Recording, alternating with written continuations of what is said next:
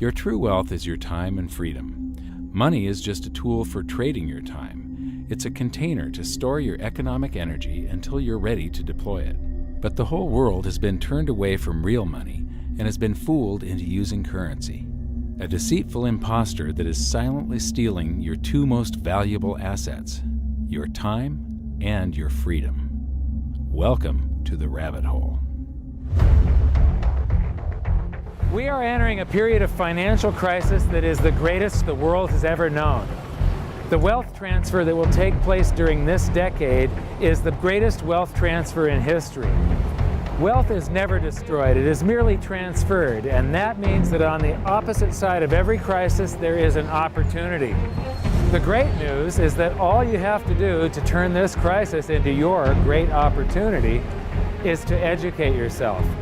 I believe that the best investment that you can make in your lifetime is your own education. Education on the history of money, education on finance, education on how the global economy works, education on how all of these guys, the central bankers, the stock market, how they can cheat you, how they can scam you. If you learn what is going on and how the financial world works, you can put yourself on the correct side of this wealth transfer.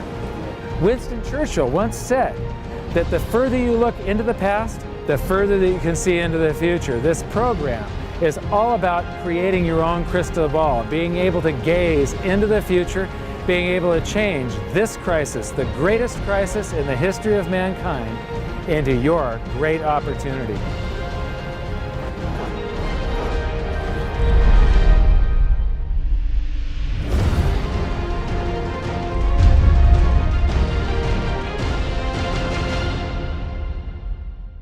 The hidden secrets of money, some of them are hidden in plain sight. They're like right in front of you.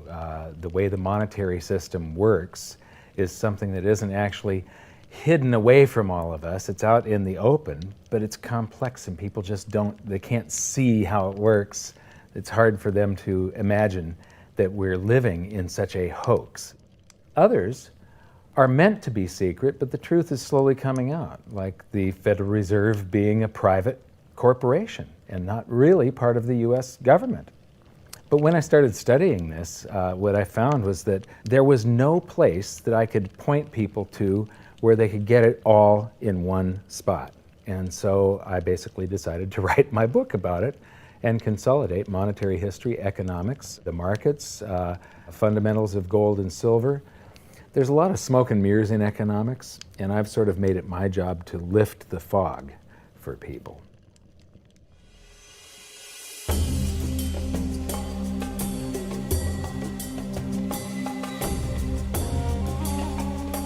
Welcome to Egypt. This is where it all began. Roughly 5,000 years ago, the Egyptians started using gold and silver as their predominant form of currency. But it was not yet money. The pieces of gold and silver that they were using were odd sizes and weights, odd purities, so it still was not interchangeable, where each unit is the same as the next. This meant that nothing really had a price yet. You couldn't put a price of so many coins on something because they didn't have coins yet. Trade was still difficult. It was still a guessing game when it came to the exchange of values. One of the reasons that we are in the financial mess that we are today globally is that people do not understand the difference between currency and money. Currency is a medium of exchange, a unit of account. It is portable, durable, divisible, and something called fungible. Fungible means that each unit is the same as the next unit. A dollar in my pocket buys the same amount as a dollar in your pocket. Money is all of those things plus a store of value over a long period of time.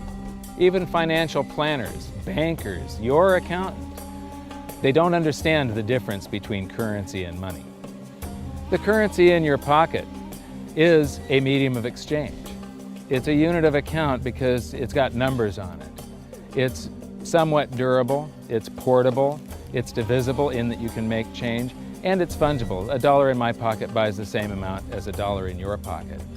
But because governments can print more and more and more of it, and dilute the currency supply, it's continually transferring wealth out of your pocket, out of your bank account, to the government and to the banking system. The reason that gold and silver are the optimum form of money is because of their properties. It's an easy medium of exchange because gold and silver store a large amount of value in a very small area. It's a unit of account. Pure gold has the same value all over the planet. So an ounce of gold buys the same amount here in Egypt as it would in China or in the United States. It's durable. The same gold that Egyptians were using in trade 5,000 years ago is still here with us today. It does not corrode. It's divisible. You can make change with it. It's very portable. You could use something like oil as money. It's just that you can't carry around a barrel of oil on your back. It's fungible. Pure gold is the same wherever it is on Earth. Pure silver is the same wherever it is on Earth. It's limited in quantity. That's the reason that it maintains its purchasing power. Governments cannot print it. Over the last 5,000 years, only gold and silver have maintained their purchasing power. There have been thousands upon thousands of fiat currencies, currencies that are unbacked by gold or silver, and they have all gone to zero. It's a 100% failure rate. Well, fiat currency, of course, is a currency that exists at the dictate or by fiat from a government. You see, they have their printing presses, and the paper money rolls off the printing presses. And then they give it the fiat designation, which makes the currency official. It's just worthless paper. But when Ben Bernanke gives it the special sign, and they have the cult meeting at the Federal Open Market Committee meetings, it suddenly becomes currency. If you look at what's really going on, it's a con game. And so there's confidence. Well, the Federal Reserve is very forthright about what they're doing. If you read their websites, they'll tell you it's a confidence game.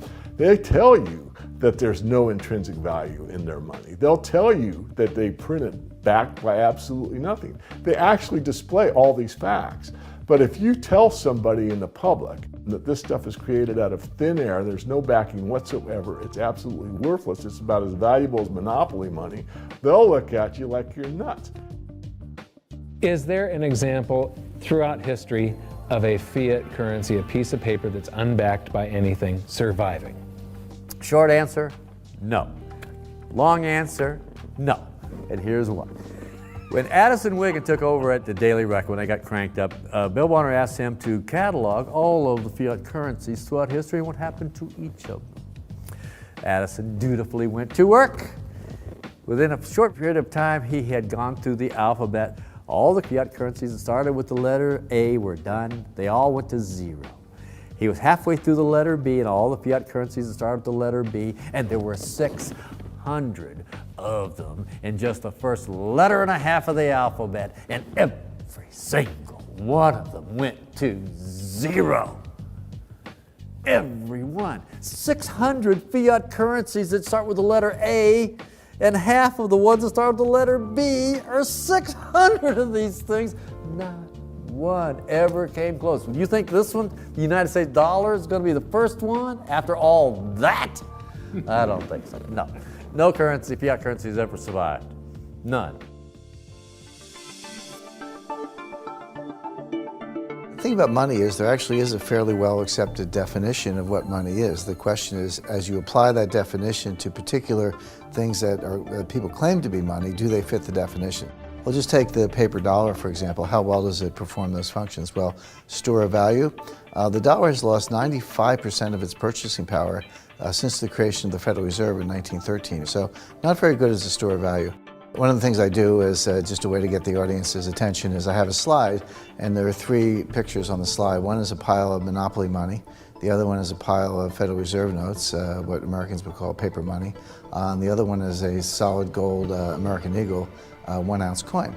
And the title of the slide is, which of these is not like the other? And if you know the show Sesame Street, or you have children who watch it, it's one of the favorite vignettes in Sesame Street. And what it really is a kind of IQ test for 5-year-olds. They're supposed to look at the 3 things and look at characteristics and find the one that's not like the other. Well, I've shown this slide to groups of Ivy League University professors, and I've also shown it to, children, kind of 5 years old, my nieces and nephews and so forth.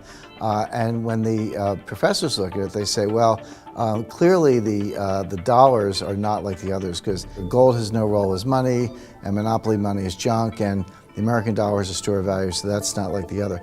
But the children look at it and they say, well, the gold coin is not like the other because the other two are just piles of paper and the gold coin is clearly something different. So my question to the audience is, who's smarter, a 5-year-old or an Ivy League professor?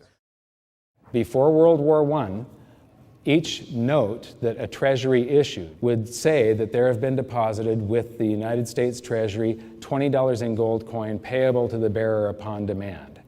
The money was in the vault. The currency was a note they gave you that was a claim check, only a claim check on the money, the same as if you go to the dry cleaners and you give them your shirt and they give you a claim check for your shirt. The value is that shirt at the dry cleaners, not the piece of paper that says that you own that shirt.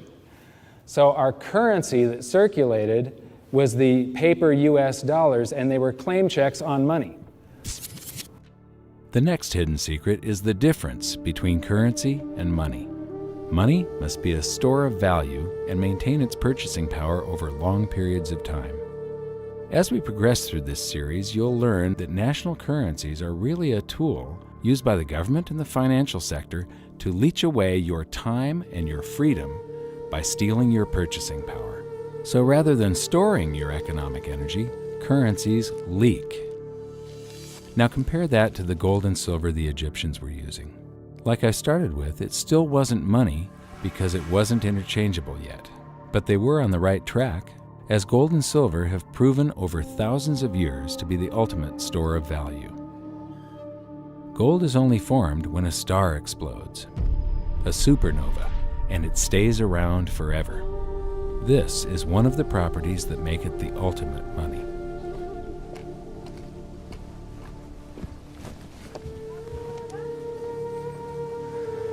People are amazed that after 5,000 years, the pyramids are still here. But what I'm more amazed at is that the currency that the people that built this were using, that currency, that gold and silver that they were using in trade on a daily basis, is still around today. It may have been melted down and re-refined, and it's in a coin or a bar or in some piece of jewelry, but it's still with us today, and it still purchases something.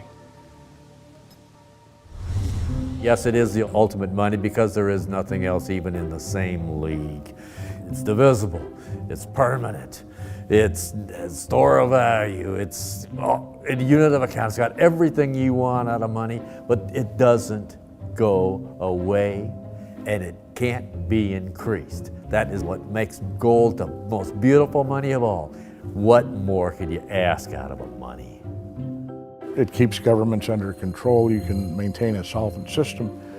Governments don't like gold at present because they're getting away with the fiat currencies, and they'll do everything they can to discredit it as an asset class. I mean, my goodness, gold has outperformed the Dow Jones Industrial Average in each of the last 7 years, yet it's not considered a legitimate asset class.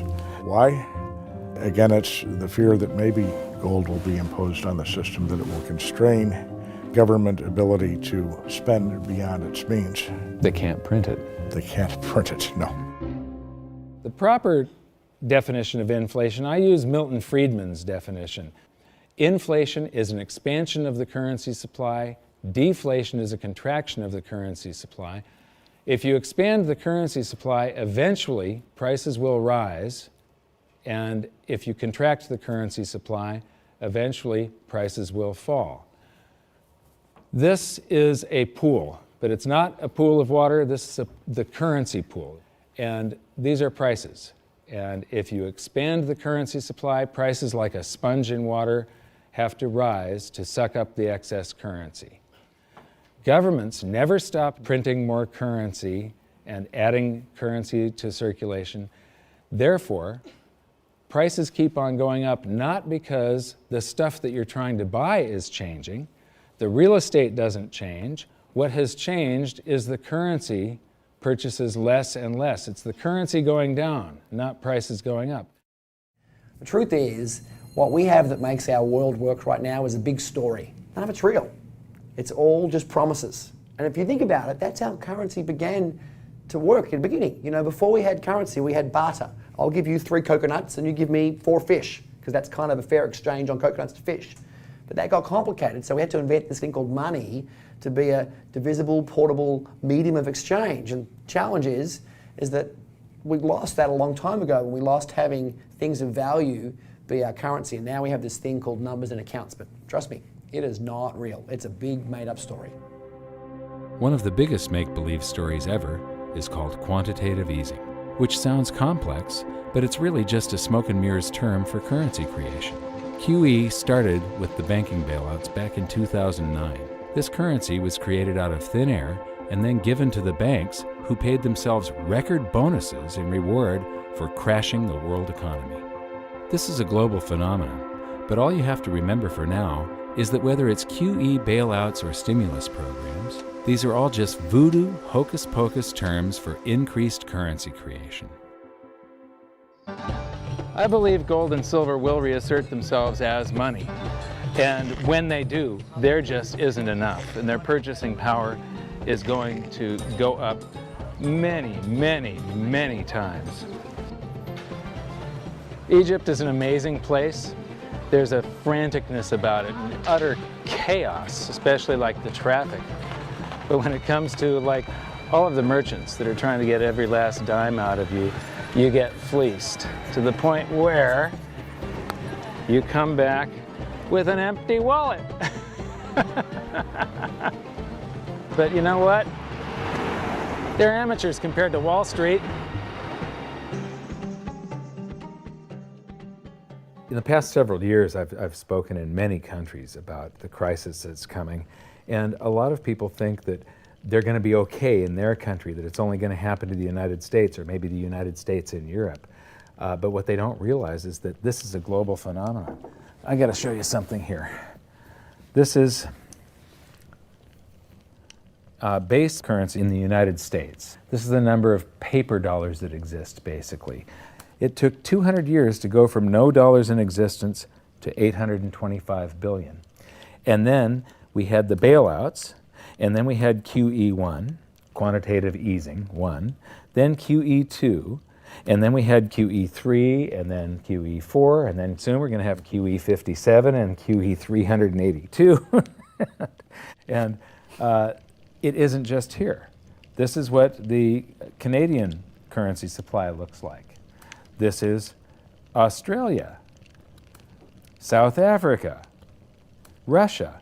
Now, this starts out in just the year 2001, and this is like 18 times more currency in existence in a little over a decade. Here's Singapore, same story. Look at that, since the crisis, just bam. India, China, every government on the planet is doing this insane deficit spending and expanding their currency supplies, doing bailouts. And history shows that there is no example of this turning out well. It is sometimes amazing that we haven't experienced more inflation than we have. If they keep expanding the money supply so vastly, why aren't our prices growing faster than they really are? And the answer is that a good chunk of the money that the Fed created has been shipped overseas. I remember early in my research, I heard this expression that the Americans have exported their inflation. I thought, what is that? How can you export your inflation? Put it in a box and send it out? What do you do? Well, now I understand. You export your inflation by simply sending all these dollars that you created to these other countries, and then they send you their refrigerators and their cars and whatever, their TV sets. So you get hardware, and they get little pieces of paper. It's a great deal for the American people for a while. For a while. Sooner or later, all of those pigeons come home to roost. When the time comes, as it looks like it's now coming, when the rest of the world is saying, we don't want to play this game anymore, Uncle Sam's dollars are just becoming worthless, there are too many of them, we've got to find something else other than American dollars, then those dollars start to come back to America. People say, we don't want them anymore, what do we do with them? Once this revs up and we've got this little trickle of money coming back that we previously exported, once it becomes a flood and it starts to rush back, now we are getting our former exported inflation brought back to us, and then we'll see the quantity of money inside the United States grow much more rapidly even than the Federal Reserve can create it, because we're getting a previous money back. And that's when we will really see the tanking of the US dollar in terms of what it will buy. During the second round of quantitative easing, global food prices went up 60%. And this created a humanitarian disaster for the 2 billion people on Earth who live on less than $2 a day. These people were hungry to start with, they became hungrier, and some of them started overthrowing their governments in North Africa and around the Middle East. So quantitative easing was the spark that ignited the Arab Spring. So that's it. When you create money, you get some sort of inflation. It just depends on where the inflation goes. It's all going down, down, down. Peasants are reeling from a game of coins and crowns. Given the premise that you have a permanent underclass or poor class, and how does inflation affect them disproportionately? It affects them basically in the percentage of their income that goes to food. And we see this as a ratio, and we know that there are some danger points. For example, in Egypt recently, once that ratio got to 40% of income going to food and the price of food rising due to inflation, when it got to 40%, that's historically a point where people actually stage a revolution. That's exactly what we saw. The French Revolution, similarly, was all around the price of food getting to a certain critical point where people simply, the risk-reward for revolution was favorable toward revolution. When they print it up, then it all goes down. Well, exactly right, because when you have a runaway inflation, it's punishing the very people who are most productive in society. In other words, the people that produce more than they consume and save the difference. The problem is that those productive people, the savers, save in their national currency. And unfortunately, the national currency is just a fiat piece of paper at this point. So when it's destroyed through runaway inflation, that $100,000 that you were hoping to retire on doesn't exist. And the things that you were going to buy with it and provide for others don't exist either. Now what are you going to do? So that all seems pretty scary. However, this is going to happen, and you can only play the hand that you're dealt. But the great news is that gold and silver always end up doing an accounting of the expansion of the currency supplies. Basically, the will of the public and the free markets. When governments do this kind of stuff to their currency supply, they debase it. Eventually it comes back in inflation. People sense the loss of their purchasing power. They rush back to gold and silver, and they bid the value of the gold and silver up in the country until it meets or exceeds the value of all the currency in circulation. This is a process that's been going on over and over again throughout history, except this time it's happening on a global scale. It has never before happened in all countries at once. And that means that this is the greatest wealth transfer in history. Therefore, it's the greatest opportunity in history, and it's not going to happen again in your lifetime. So now we've learned that your true wealth is your time and your freedom. Money is a trading tool that stores the economic energy that is your time and freedom, whereas currencies leak them away. Gold and silver are the ultimate money simply because of their properties. Fiat currencies are based solely on confidence and always return to their intrinsic value of zero. Governments don't like gold because it imposes restraint. Rising prices are a symptom of an expanding currency supply, and gold and silver always account for an expanding currency supply. So that's it for this episode. Join me next time as we begin to investigate how monetary history just repeats and repeats, and how gold and silver always win the battle between currency and money. Until then, my challenge to you is to stop calling currency money. It's a crucial first step towards setting your mind free of all this economic voodoo and changing your context. You can learn more by watching the bonus features on our website, and if you have any questions, you can post them there, and we'll answer some of your questions in future bonus features. So good luck, thanks for watching, and we'll see you next time.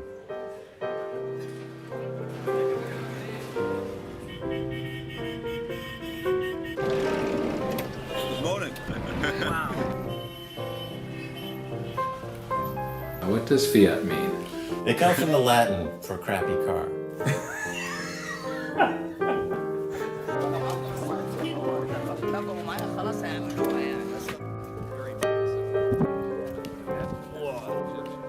In the desert in a suit. My camel died. You're not too sure about that, are you? Huh?